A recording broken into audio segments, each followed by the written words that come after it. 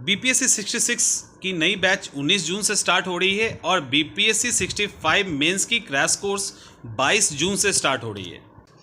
तो जिनको भी लगता है क्लास ज्वाइन करना है, इंक्वायरी नंबर है, यहाँ पे कॉल कर लें, शेड्यूल आपको मिल जाएगा। इसके अलावा हमारी टेस्ट सीरीज़ भी चल रही है, तो टेस्ट सीरीज़ भी जो ज्वाइन करना चाहते हैं वो कर सकते हैं। सारी सिलेबस और शेड्यूल इस इंक्वायरी नंबर पे अवेलेबल है। कैसे हैं आप सब? मेंस की तैयारी कैसी चल रही है? आपके मेंस की तैयारी में थोड़ा सा योगदान हम भी करना चाह रहे हैं, इसीलिए आप आंसर राइटिंग तो करो ही। इसके पहले ही बहुत सारी चीज़ें आपके साथ डिस्कस कर ली गई है, लेकिन एक इम्पॉर्टेंट चीज़ छूट रही थी जो डिस्कस नहीं हुई है। आप अगर मेंस की तैयारी अभी कर रहे हैं, खास करके जो हिंदी मीडियम के स्टूडेंट हैं उनके लिए है, और इंग्लिश मीडियम के लिए भी है, ऐसा नहीं है। हिंदी मीडियम वाले के लिए क्या है कि उनके पास एक ही शब्द के अनेक शब्द होते हैं। उनमें कुछ सतही होते हैं, कुछ काफ़ी सुनने में भी अच्छा लगता है, पढ़ने में भी अच्छा लगता है, ऐसे भी शब्द होते हैं। जब आप आंसर राइटिंग करोगे तो आंसर राइटिंग में क्लियर लिखा है, इंस्ट्रक्शन जब आप पढ़िएगा क्लियर लिखा है, बिल्कुल सशक्त माध्यम से अगर आप अपने आंसर को एक्सप्रेस करते हैं तो वहाँ स्कोर ज़्यादा मिलेगा। वर्ड को काउंट करने की प्रायोरिटी नहीं दी जाएगी। आपका आंसर कितना कसा हुआ है, कितना लॉजिकल है, उस पर ज़्यादा जोर दिया जाता है। ऐसी स्थिति में कोई आपके आंसर को पढ़े और उसमें अच्छे अच्छे शब्द उसको नजर आए तो कितना अच्छा लगेगा उसको पढ़ के।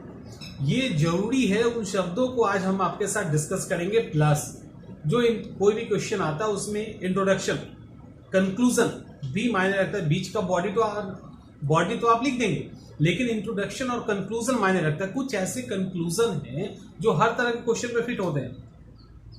अगर एंशिएंट हिस्ट्री का मॉडर्न हिस्ट्री का फ्रीडम मूवमेंट निकाल लें तो उसमें कुछ ऐसे लाइन हैं जो आप हर जगह डाल सकते हैं। तो उसी तरह से हम लोग कंक्लूजन को भी थोड़ा सा देखेंगे, तो इसमें एक आइडिया समझ में आएगा मोटा मोटी कि क्यों शब्दों का इस तरह का यूज करें और क्यों हमारा इंट्रोडक्शन इस तरह का हो या कंक्लूजन इस तरह का हो। और इससे क्या होगा, आपकी जो राइटिंग स्किल है वो थोड़ी इंप्रूव कर जाएगी, अगर अभी तक इंप्रूव उस तरह पे नहीं है। क्योंकि अगर कोई अच्छे से आपका आंसर पढ़ता है ना, तो उसको लगता है कि नहीं, इसकी पकड़ काफ़ी अच्छी है, शब्दों पे पकड़ अच्छी है, सेंटेंस पे पकड़ अच्छी है, विषय वस्तु पे पकड़ अच्छी है। ठीक है, तो चलिए देखते हैं। तो ये वीडियो के फॉर्म में तो नहीं होगा, ये हम अभी स्क्रीन रिकॉर्डर के थ्रू रिकॉर्ड कर दिए। चलिए इसमें हम लोग अभी शब्दों को देख लेते हैं। जैसे पहला ही शब्द, अच्छा यहाँ पे कुछ ऐसे शब्द हैं जिसका आप फ्रिक्वेंटली यूज़ कर रहे हैं, लेकिन सबसे पहले ये क्लियर कर दूं कि ये शब्द क्यों दिया गया। सवाल है कि ये शब्द क्यों डाला गया है। ये शब्द इसीलिए डाला गया है कि ऐसा नहीं है कि आप पढ़ोगे तो आपको लगेगा कि हम ये नहीं जानते हैं, बट इस तरह के शब्द एक्टिव वर्ड्स नहीं होते। यानी आप बोलने के दौरान, लिखने के दौरान इन तरह के शब्दों का कम से कम यूज़ करते हैं, तो ये एक्टिव वर्ड्स नहीं हो पाता। एक्टिव तब होगा जब आप इस पर ध्यान देंगे। तो जैसे यहाँ पे पहला ही वर्ड है महती भूमिका, यहाँ पे महत्वपूर्ण भूमिका भी लिख सकते थे। आपके पास एक वर्ड के अनेक वर्ड होने चाहिए, क्योंकि बार बार अगर महत्वपूर्ण शब्द लिखोगे तो लगेगा कि रिपीटेशन हो रहा है। महत्वपूर्ण की जगह अगर महती लिख देंगे, जिसको आप लिख सकते हैं, जैसे एग्जाम्पल के तौर पे यहाँ पे है आर्टिकल 22 काफ़ी महत्वपूर्ण है, क्योंकि इसके द्वारा बंदी बनाए जाने वाले व्यक्ति को कुछ अधिकार प्रदान किए गए। अगला, प्रोफेसर अमर्त्य सेन का यह कहना है कि दूसरा है, कहना है कि गरीबी को दूर करने के लिए आय मतलब ये इनकम वाला आय, ठीक है, आय की महत्वपूर्ण भूमिका है, आय की महती भूमिका है। तो महत्वपूर्ण बड़ा ही कॉमन है, यूज उसको भी करना है, लेकिन फिर दोबारा अगर महत्वपूर्ण की जरूरत पड़े तो महती डालिए, अच्छा लगेगा। तो इस तरह के शब्द एग्जाम्पल के तौर पे मैंने आपको दिए बताए।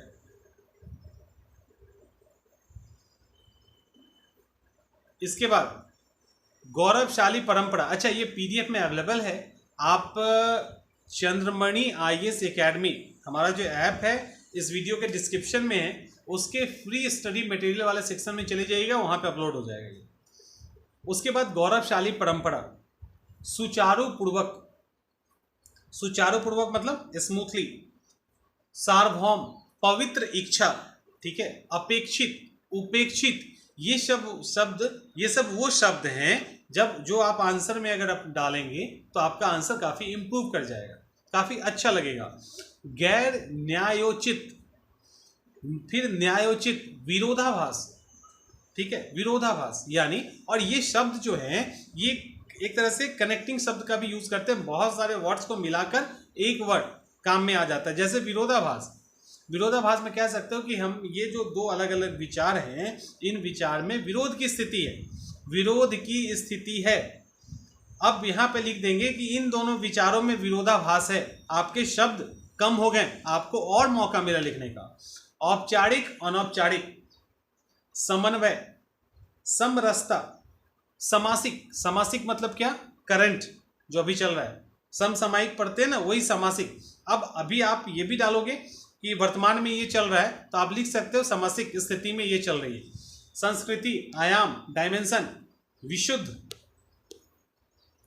ज्ञानार्जन, यथास्थिति, वैज्ञानिक दृष्टिकोण, प्रहरी, प्रहरी जो पहरा देता हो, युक्ति संगत, अवहेलना करना, उल्लंघन करना, अनुकूल, प्रतिकूल, अच्छा शब्द है।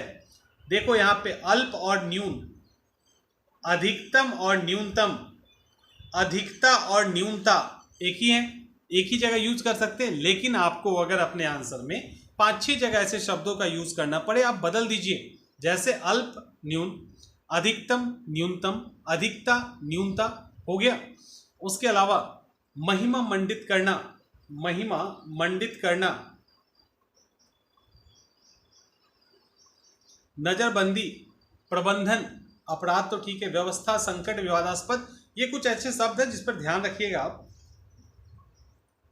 कौशल और उद्यमशीलता इंपॉर्टेंट है, कौशल और उद्यमशीलता, सापेक्ष और निरपेक्ष, आदान और प्रदान, अपेक्षित, परिलक्षित, परिलक्षित एक अच्छा शब्द है, पूर्वानुमति, अनुसमर्थन, अनुसमर्थन यानी समर्थन लेना। उसके अलावा कठोर, परिस्थिति, व्यवहारिक, प्रेरणा, पूर्णतः, अंशतः, नैतिक दायित्व, सिद्धांत और व्यवहार, स्वच्छता। तो ये कुछ वर्ड्स आपको लगेगा कि ये क्यों डाला गया है। ये वर्ड्स डालने के बस यही रीज़न है कि ये आपके एक्टिव वर्ड्स हो जाए ताकि आप आंसर में लिख सको। स्वच्छता की जगह आप साफ सफाई वर्ड का यूज़ कर सकते हैं, उसकी जगह स्वच्छता का यूज़ कीजिए। नवीन संशोधन, तो आप इसकी जगह पे लिख सकते हैं हाल ही में किया गया संशोधन, तो इसको सीधा लिखिए नवीन संशोधन। आपको हाल ही में किया गया, इतना वर्ड एक ही में नवीन में बदल जाएगा, संशोधन अपनी जगह पर है। प्रस्तुत करना, सिफारिश करना, निष्पादन, सलाहकारी प्रकृति, प्रगति, पर्याप्त, अपर्याप्त, संभावना, स्थिरता, हतोत्साहन, व्यवहारिक रूप से, सामान्यतः, संपर्क, पश्चात यानी बाद में लिखेंगे, इसको लिख सकते हैं पश्चात, उन्मुक्ति, आयोजन करना, आयोजित करना, आयोजन करना, दुरुपयोग करना, दंडित करना, गरिमा, गरिमा मतलब इज्जत, निर्धारित करना, अपशब्द, ठीक है, यानी यहाँ पे ये कह सकते हैं कि बुरे शब्दों का प्रयोग नहीं करके अपशब्द का प्रयोग किया गया, काम खत्म। सिफारिश, मूलभूत आवश्यकता, मूलभूत आवश्यकता। उसके बाद संबंधित, जैसे संबंधित राष्ट्र, संकल्प, क्षमता, अभाव, सशक्तिकरण, चीरकालिक एक अच्छा शब्द है, देखो चीरकाल से ही, व्यवसाय, आत्मनिर्भरता, भागीदारी, प्रत्यक्ष और अप्रत्यक्ष, विस्थापन, संभावना, आयाम, प्रबंधन, पशुधन, इकाई, समझौता, अनुबंध, मौजूद, प्रतिबंध, सम्मिलित, प्रोत्साहन, सुनिश्चित करना, रूपांतरण करना। तो ये सब वो शब्द हैं जिसका आप यूज कर सकते हैं। इसके अलावा जैसे दोहराव मात्र, ये भी एक शब्द है, इसका सेंटेंस क्या होगा, मूल अधिकार में अधिकांश प्रावधान दोहराव मात्र दिखाई देते हैं। यहाँ पे ये भी कह सकते हैं कि मूल अधिकार के अधिकांश प्रावधान बार बार पुनरावृत्त किए गए हैं, उसकी जगह दोहराव मात्र लिख देंगे। गांधी जी के द्वारा असहयोग आंदोलन की औपचारिक शब्द, औपचारिक शुरुआत, ये भी लिखते हैं ना, गांधी जी के द्वारा असहयोग आंदोलन की शुरुआत अगस्त 1920 में हुई, औपचारिक शुरुआत हुई। वर्तमान स्थिति में वर्तमान भारत में विरोधाभासी स्थिति है। विरोधाभासी स्थिति है, क्या स्थिति से गुजर रहा है? क्या आर्थिक समृद्धि के बावजूद रोजगार के पर्याप्त सृजन नहीं हो रहे हैं? अब ये क्या लिख दिया गया, बेचारी लिखा दिया है। भारतीय संविधान के विशिष्ट लक्षणों के माध्यम से विभिन्न विचार नहीं होगा, विचार के वैचारिक नियम हो सकता है या मूल्यों के मत समन्वय स्थापित करता है। चलिए इसको छोड़िए। तो इस तरह से आप शब्दों का प्रयोग करेंगे तो आपका आंसर इफेक्टिव हो जाएगा। उसके बाद असहयोग आंदोलन को देख लेते हैं। इंट्रोडक्शन। भारतीय राष्ट्रीय आंदोलन के इतिहास में 1919 का वर्ष एक महत्वपूर्ण प्रस्थान बिंदु है। कितना अच्छा शब्द है, महत्वपूर्ण प्रस्थान बिंदु है, क्योंकि इसी वर्ष अंग्रेजी दुश्मनों के विरुद्ध दो पृथक पृथक अलग अलग, देखो वर्ड देखो, मेरा नहीं लिखा हुआ है, जो टेस्ट सीरीज के अंदर स्टूडेंट थे उनका लिखा हुआ है। दो पृथक पृथक यानी अलग अलग मुद्दों को लेकर रॉलेट एक्ट विरोधी आंदोलन और खिलाफत आंदोलन, जिसका आगे चलकर असहयोग आंदोलन में रूपांतरण हो गया, जिसने भारतीय राष्ट्रीय आंदोलन को गति प्रदान करते हुए इसे जन आंदोलन का रूप देने की भूमिका निभाई। इसके ये एक तरह का इंट्रोडक्शन हुआ, ठीक है। दूसरा भी, अगर आपको लगता है कि आप ऐसा नहीं लिख सकते, आप सीधे लिखिए, भारतीय राष्ट्रीय आंदोलन में असहयोग आंदोलन एक महत्वपूर्ण स्थान रखता है। इसकी शुरुआत महात्मा गांधी के द्वारा 1920 में हुई। असहयोग आंदोलन शुरू करने के बहुत सारे कारण थे और इसने भारतीय राष्ट्रीय स्वतंत्रता संग्राम को प्रभावी तरीके से भारतीय राष्ट्रीय स्वतंत्रता संग्राम में एक प्रभावी भूमिका निभाई। तो ये सारी चीज़ें करके भी असहयोग आंदोलन को स्टार्ट कर सकते हैं। उसके बाद कंक्लूजन क्या है, बॉडी पे हम नहीं है, कंक्लूजन क्या हो सकता है? असहयोग आंदोलन स्वराज प्राप्ति के लक्ष्य को लेकर शुरू किए हुआ था, किंतु यह अपने लक्ष्य प्राप्ति से पूर्व भी समाप्त घोषित कर दिया गया। स्वराज तो दूर, अंग्रेजों ने छोटी मोटी रियायतें भी प्रदान नहीं की, वस्तुतः इसे असफल कहा जा सकता है। यदि हम केवल आंदोलन को, ये वो लाइन है जो आप भारत के स्वतंत्रता आंदोलन में किसी भी आंदोलन में आप लगा सकते हैं। इसको आप जो बड़े बड़े आंदोलन 1920, असहयोग आंदोलन, भारत छोड़ो आंदोलन, इसके अलावा चलिए पहले एक बार देखते हैं क्या लिखा है। यदि हम केवल आंदोलन को उसके लक्ष्य की प्राप्ति को देखते हुए मूल्यांकन करें तो इसे असफल कहा जा सकता है, परंतु यदि आंदोलन के पड़ने वाले प्रभाव के आधार पर मूल्यांकन करें तो यह आंदोलन सफल आंदोलन कहा जा सकता है। और ये बात आप यहाँ तक की जो कहानी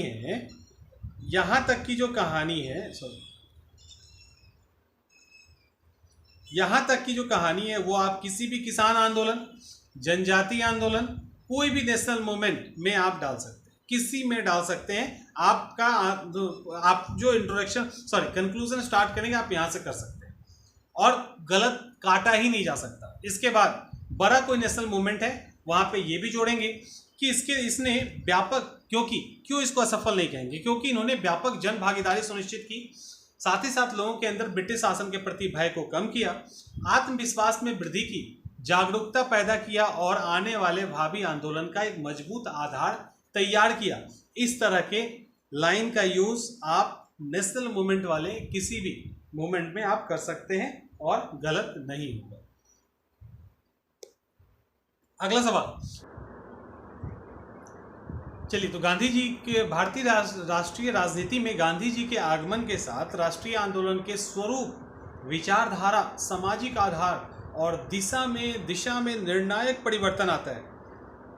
कितना इफेक्टिव लाइन है, एक ही साथ बहुत सारी बातें कह दी गई और यह परिवर्तन राष्ट्रीय आंदोलन को तार्किक परिणति तक पहुंचाता है। एकदम परफेक्ट लाइन है, इस तरह के लाइन आप लिख सकते हैं। यही कारण है कि 1917 जब से गांधी जी का राष्ट्रीय राजनीति में प्रवेश होता है और सन 1947 जब भारत को आज़ादी मिलती है, उसके कालखंड को भारतीय इतिहास में राष्ट्रीय आंदोलन का गांधीवादी चरण कहा जाता है। कितने अच्छे तरीके से इन्होंने गांधीवादी चरण की व्याख्या की। लेकिन अगर आपको लगता है कि आप ऐसा नहीं लिख सकते, स्ट्रेट फॉरवर्ड हो जाइए। गांधी जी भारतीय राजनीति में सक्रिय रूप से 1917 में भाग लिए। उनका पहला आंदोलन चंपारण था और धीरे धीरे गांधी जी के प्रभाव में आने के कारण भारतीय राष्ट्रीय ये कह सकते स्वतंत्रता आंदोलन की दशा और दिशा में सकारात्मक परिवर्तन आया, ऐसा भी लिख सकते हो आप। कंक्लूजन में क्या लिखेंगे? कंक्लूजन लिखेंगे गांधी जी के नेतृत्व में आंदोलन के संगठन, विचारधारा, कार्यप्रणाली, कार्यक्रम में अंतर आया एवं राष्ट्रीय आंदोलन की दशा और दिशा में सकारात्मक परिवर्तन आया, ऐसा कह सकते हैं। अब देखिए स्वतंत्रता आंदोलन में बिहार की महिला की भूमिका, पहला क्या तो ये कि बिहार की महिलाओं ने स्वतंत्रता आंदोलन में अपना महत्वपूर्ण योगदान दिया। इस आंदोलन में महिलाओं ने पुरुष के साथ सहभागी बनकर अंग्रेजों के विरुद्ध लड़ाई लड़ी। बिहार की महिलाओं ने 1857 की क्रांति से 1947 की आज़ादी तक अंग्रेजों से लोहा लिया और अपनी कुर्बानियां देकर इतिहास रचा। ये इंट्रोडक्शन है, इसके अंदर एक दो नाम भी कोट कर दोगे हो जाएगा। दूसरा कंक्लूजन में क्या हो सकता है? इस प्रकार बिहार की महिलाएं आवश्यकता पड़ने पर पर्दे से निकलकर राष्ट्रीय आंदोलन में पुरुषों के साथ कदम से कदम मिलाते हुए आगे बढ़ी और अपने लक्ष्य में कामयाब रही। महिलाओं ने सिद्ध कर दिया कि वह अबला नहीं है, घर संभालने के साथ साथ जरूरत पड़ने पर देश के लिए भी खड़ी हो सकती हैं। बढ़िया है। बिहार की महिलाओं से रिलेटेड अगर क्वेश्चन आए ये इंट्रोडक्शन लिख सकते हैं। अगला पंचायती राज क्या है? भारत में अधिकांश राज्य में ग्रामीण स्थानीय स्वशासन की स्थापना हेतु राज्य विधायिका के अधिनियम के अंतर्गत पंचायती राज संस्थाओं की स्थापना की गई ताकि लोकतंत्र का निचले स्तर पर भी विस्तार किया जा सके। यहाँ पे उद्देश्य भी बता दिया गया। इसके अलावा देखो कैसे किया गया ये भी बता दिया गया, उद्देश्य भी बता दिया गया। इसके अलावा पंचायती राज संस्थाओं को ग्रामीण विकास का दायित्व सौंपा गया है, काम क्या है ये भी बता दिया गया। और पंचायती राज संस्था 73 में संविधान संशोधन के द्वारा इनको संवैधानिक दर्जा दिया गया, ये भी बता दिया गया है। बीच में जो लिखना है लिख लीजिए। अच्छा, कंक्लूजन नहीं आता। संसदीय शासन प्रणाली क्वेश्चन पूछा जा सकता है। देखो कितने अच्छे लाइन से इसकी शुरुआत की गई है। विभिन्न देशों में शासन प्रणालियों में अंतर उनकी सामाजिक, आर्थिक, भौगोलिक एवं राजनीतिक पृष्ठभूमि के कारण होती है। विभिन्न देशों में शासन प्रणालियों में अंतर उनकी सामाजिक, आर्थिक, भौगोलिक, राजनीतिक पृष्ठभूमियों के कारण होती है। कितना बेहतरीन लाइन है। कार्यपालिका और विधायिका के संबंध के आधार पर शासन प्रणाली दो प्रकार की होती है, संसदीय शासन प्रणाली और अध्यक्षीय शासन प्रणाली। ये हो गया इंट्रोडक्शन, और भी जोड़ सकते हैं। कंक्लूजन, इस प्रकार उपयुक्त परिस्थिति को देखते हुए भारत में संसदीय व्यवस्था को व्यवहारिक माना गया और यह भारतीय संविधान का मूल ढांचा है। संविधान लागू होने से वर्तमान तक भारत की संसदीय व्यवस्था अपनी निरंतरता को बनाए हुए है। इसके अलावा भी यहाँ पे लाइंस जोड़े जा सकते थे। ये निरंतरता को बनाए हुए है और भारत की जो संसदीय व्यवस्था है वो दिनों दिन अपने कमी के बावजूद भी मजबूत होते जा रही है। बिहार में पिछड़ापन में प्राकृतिक आपदा का योगदान क्वेश्चन है। बिहार के पिछड़ापन में प्राकृतिक आपदा का योगदान, या ये भी सवाल है कि क्या बिहार के पिछड़ापन का कारण प्राकृतिक आपदा है? सवाल इंट्रोडक्शन के साथ। प्राकृतिक आपदा प्राकृतिक वातावरण का ही हिस्सा है, और ये इस तरह के इंट्रोडक्शन है जो आप किसी भी जगह यूज कर सकते हैं। ऐसा नहीं है प्राकृतिक आपदा वर्ड यूज किया गया नहीं कि आप इसको डाल सकते। प्राकृतिक आपदा प्राकृतिक वातावरण का ही हिस्सा है जिसमें हम रहते हैं। प्राकृतिक आपदा एक ऐसी प्राकृतिक घटना है जिसमें जीवन और संपत्ति की बड़ी हानि होती है, वहीं हजारों लोग के जीवन प्रभावित होते हैं। राज्य के पिछड़ापन के लिए भी प्राकृतिक आपदा एक महत्वपूर्ण कारक है। बाढ़, सूखा से लेके जो भी है एक्सप्लेन कर दीजिए नीचे। कंक्लूड क्या करेंगे? उपयुक्त तथ्य से स्पष्ट है कि बिहार में पिछड़ापन में प्राकृतिक आपदाएं प्रभावी भूमिका निभाती है, लेकिन यानी परंतु बिहार के पिछड़ेपन में प्राकृतिक आपदाएं एकमात्र कारण नहीं है। सरकार के द्वारा, या यहाँ पे कोई ऐसे भी लिख सकते थे बिहार के पिछड़ापन में प्राकृतिक आपदा के अलावा भी बहुत सारे कारण हैं। इस बहुत सारे कारण को एकमात्र वर्ड जो है उसने एक्सप्लेन कर दिया कि एकमात्र कारण नहीं है, मतलब और भी होगा। सरकार के द्वारा प्राकृतिक आपदा की रोकथाम के प्रयास के साथ साथ सामाजिक आधारभूत ढांचे को मजबूत किए जाने की आवश्यकता है, क्योंकि इस क्वेश्चन के बॉडी में ऐसा था। तो इस तरह से अगर आप कंक्लूजन और ये लिखोगे या कुछ पहले से लिख के रखिए तो उससे क्या होगा, इन शब्दों का प्रयोग करेंगे तो उससे क्या होगा कि आपका जो आंसर है वो काफ़ी स्ट्रॉन्ग है। इसके अलावा कुछ और जानना हो तो आप मैसेज कर सकते हैं।